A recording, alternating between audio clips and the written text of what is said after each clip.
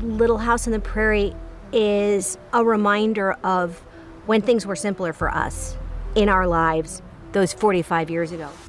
I realized that the disappointment and the hardships were going to happen to lead to the better, more exciting stuff. Melissa. Back here. Welcome home, half pint.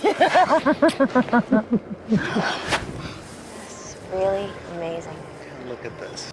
Melissa Gilbert begged Michael Landon to change the scripts of Little House on the Prairie. But America wanted romance, and she was forced to deliver. At 15, she had never been kissed. And at 23, Dean Butler knew it was wrong, yet they filmed scene after scene while 100 crew members watched. Her mother stood crying in the shadows, and viewers wrote angry letters. Now, both stars are finally admitting what everyone suspected, but no one would say. The truth about their on-screen relationship is darker than anyone imagined. Melissa Gilbert's life began with heartbreak. Before she even had a name, she was born on May 8, 1964, in Los Angeles. Her biological parents, Kathy Wood and David Darlington, were newly engaged and already had 3 kids each from past marriages. Just one day after her birth, they gave her up for adoption, saying they couldn't afford to raise a 7th child. Melissa never spent a single full night with them. She was adopted immediately by actor and comedian Paul Gilbert and his wife Barbara Crane, a dancer and actress. That instant separation stayed with her forever. Years later, in her book Prairie Tale, she confessed, "A large part of my life has been an illusion." Paul Gilbert wasn't just a father. He was her world. But that world fell apart on February 13th, 1976. Melissa was only 11 when she was told that her dad had died of a stroke. It made sense, as he had suffered one before, but the truth was far more painful. Paul Gilbert had died by suicide. For decades, no one told her he'd been a World War II fighter pilot who lived with constant, unbearable pain from injuries he had sustained. The Veterans Administration was caring for him, but even they couldn't help him cope. By the time Melissa found out the truth at age 44, it shattered her. She told Oprah she was barely functioning for weeks and ended up hiring a private investigator to learn what really happened. She needed answers. She needed to understand why the one person who saved her from being unwanted was suddenly gone, and no one had told her the truth. Even though she was adopted, Melissa had show business in her blood. Her adoptive mother, Barbara Crane, was the daughter of Harry Crane, the man who created the Honeymooners and helped reinvent the Dean Martin show with the idea of celebrity roasts. Harry had written for the Oscars, the Emmys, and even the Golden Globes. He was a giant in early television, and that legacy shaped the world Melissa would grow up in. Barbara, too, had her own career in entertainment. That meant Melissa was raised in a family where TV sets, scripts, and red carpets weren't out of reach. They were part of her daily life. That showbiz energy flowed through the entire family. In 1967, Paul and Barbara adopted another child, Jonathan Gilbert. A few years later, in 1975, Barbara had a daughter named Sarah with her new husband, attorney Harold Abelies. All 3 kids, Melissa, Jonathan, and Sarah, ended up becoming TV stars. Melissa didn't just fall into fame. She earned it. Before she turned 5, she was already doing commercials. One of the most famous came in 1977 when she starred in an Alpo dog food ad with Lorne Greene. Greene and Gilbert had natural chemistry, and the ad featured her gushing about her dog Fluffy winning a blue ribbon. At just 9 years old, Melissa Gilbert stepped into a casting room filled with more than 500 hopeful girls and left with a role that would define her for life. It was early 1973, and NBC was searching nationwide for the perfect child to play Laura Ingalls in a new pilot. When Melissa walked in and began her screen test with Michael Landon, something happened. He didn't just see a young actress. He saw his on-screen daughter. He later said there was a magic in her performance. She wasn't acting, she was Laura. And right there at the Burbank Studios, her life changed forever. The funny part? Melissa had no idea who Landon was. She'd never watched Bonanza, a show that had made him a star for 14 straight years. So when she auditioned, she didn't act nervous or try to impress him with compliments. She just played the scene. That honesty, that lack of polish, was exactly what Landon had been hoping to find. She didn't see him as a celebrity. She saw him as Pa. That bond, that effortless connection, will become the heart of Little House on the Prairie for the next 9 years. Even the way Melissa found out she got the role felt like something out of a TV drama. One day at school, a classmate named Leslie Landon, Michael Landon's real daughter, came up to her with a huge smile and said, "My dad picked you." No phone call, no studio announcement. Just 2 girls in the school hallway. And years later, those same 2 girls will be back on set, Leslie playing schoolteacher Ada Plum in the final seasons of the show. Melissa filmed the pilot in the summer of 1973 in the scenic hills of California. It aired the following March and pulled in over 17 million viewers.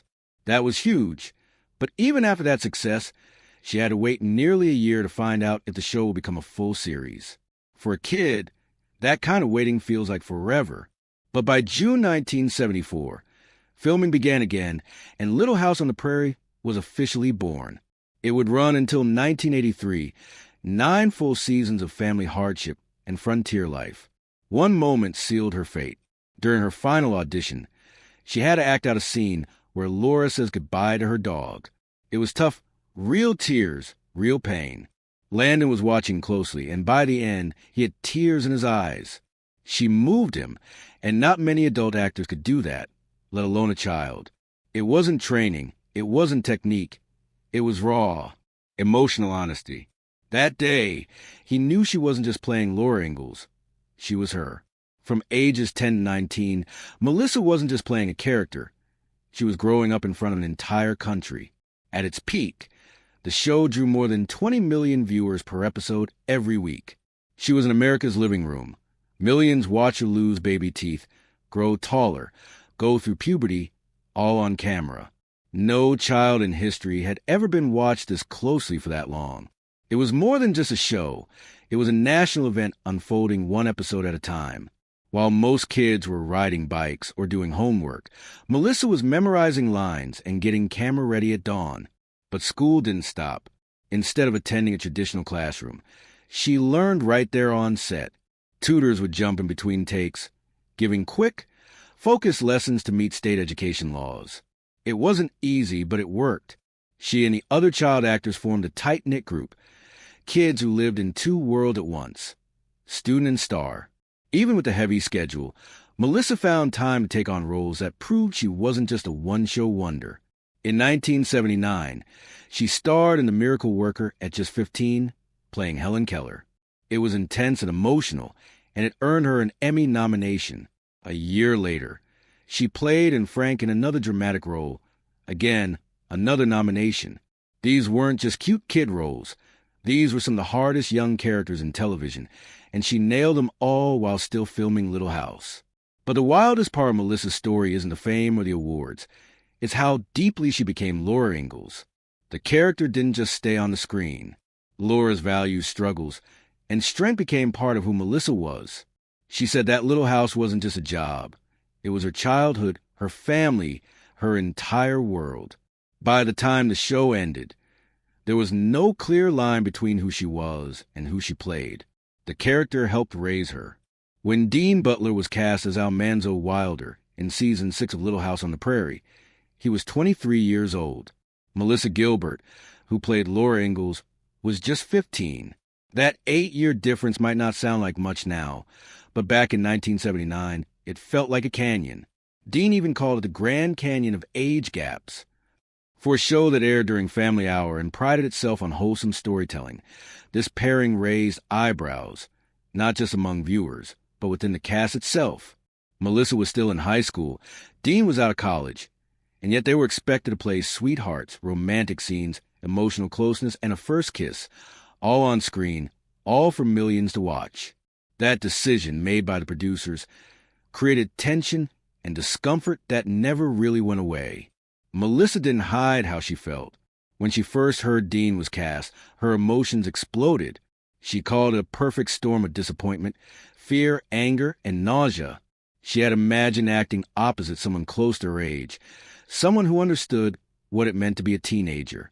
Instead, they brought in a man with stubble, a man she'd be expected to kiss and get close to on screen, expected to kiss. But that wasn't just acting. it became real. In the episode titled Sweet 16, Laura gets her first kiss, and so did Melissa. It wasn't just her first kiss on camera. It was her first kiss ever. No dates, no experience, nothing to prepare her for it. Just a film crew, bright lights, and nearly 100 people staring as the cameras rolled. Dean Butler knew it was awkward. He later admitted he was nervous, really nervous. She was just a little girl. He said, it was hard. He knew that in today's Hollywood, this kind of casting would never fly. It would be rejected instantly.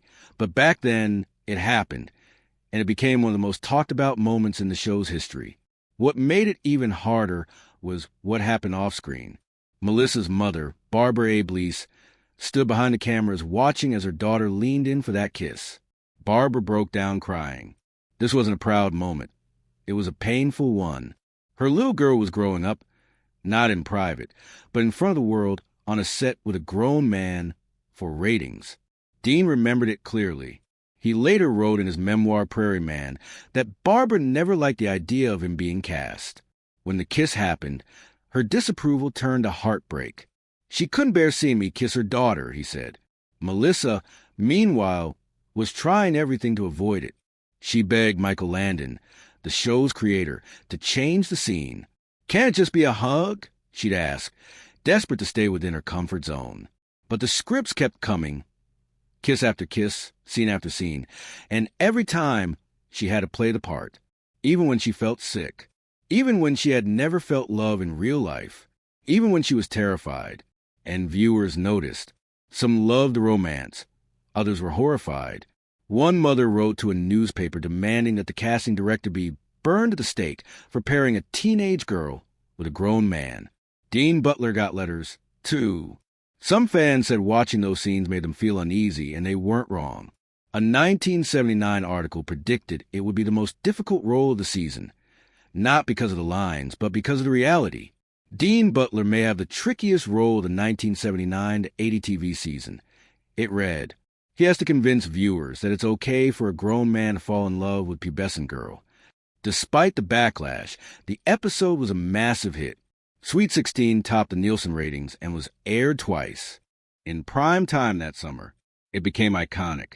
Years later, TV Land would even give them an award for the most memorable kiss in television history. But what was the cost? A 15-year-old girl forced into adult emotions, a mother left crying in the shadows, an actor who felt deeply uncomfortable, and an industry that, at the time, put ratings above everything else. Dean later said, you just couldn't do it today. He's right. Times have changed, standards have changed, and thankfully, so has the way Hollywood treats young actors. But for Melissa Gilbert, that change came too late. Her childhood was shaped by a script she didn't write. Melissa Gilbert's life looked picture-perfect on TV, but behind the scenes, everything was falling apart. While millions watched her grow up as Laura Ingalls on Little House on the Prairie, Melissa was quietly slipping into addiction. It started in her teenage years and got worse fast. By the time she was an adult, she was drinking 2 full bottles of wine every night. That wasn't just casual drinking, it was survival, and it nearly killed her. One night, while she had a dinner guest over, she blacked out and passed out in her dog's bed. That was the moment she finally realized she couldn't keep living like this. But alcohol wasn't her only escape. She was also using cocaine. Fame had made her lonely, and the constant pressure being a child star never let up. The drugs numbed it all for a while, but the damage showed up in every corner of her life. Her relationships suffered. Her parenting suffered, and eventually her own son, in a heartbreaking moment, begged her to stop drinking. That plea hit her harder than anything else ever had. It was the wake-up call she couldn't ignore. She joined Alcoholics Anonymous the next day. The 12-step program became her lifeline. Sitting in those meetings, hearing others share their darkest stories, she finally felt less alone. She opened up in her 2009 memoir Prairie Tale, telling the truth about her addictions, failed relationships, and emotional wreckage left behind by a childhood spent under the spotlight. But the trauma didn't stop there. In the early 1990s, Melissa auditioned for a role in Oliver Stone's film The Doors. What happened next haunted her for years. According to Gilbert, Stone wanted revenge. She had once made negative comment about him publicly, and now, during the audition, he set her up. He handed her a scene he claimed he had just written for her. It wasn't a real scene. It was a trap. The lines were graphic. She had to get on her hands and knees and repeat the words, "Do me, baby." She felt humiliated as tears filled her eyes. Stone looked at her coldly and said, "Good. That will make it better." The casting director had mysteriously stepped out, leaving her alone with Stone and another actor. She ran out in tears. To this day, she believed the whole thing was a calculated punishment. Stone later denied it, but Gilbert never backed down. Then came her marriage to Bo Brinkman. On the surface, it was a Hollywood romance, but within 6 weeks of meeting, they were engaged and heading straight for disaster. He was emotionally abusive, an alcoholic, and constantly unfaithful. Their 6-year marriage was a slow-motion collapse. Brinkman didn't just cheat. He did it shamelessly. One of the worst betrayals came when he allegedly slept with Shannon Doherty, Melissa's former Little House co-star. Doherty had once looked up to her like a big sister, but now she had become part of her heartbreak. At the time, Shannon was barely 19, and Brinkman was around 40. Years later, when asked what she'd say if she saw Doherty again, Melissa didn't hesitate. "I wouldn't say anything," she said. "I'd just punch her in the nose." But that betrayal was nothing compared to what came next. Just 2 months after Melissa had a C-section and gave birth to their son,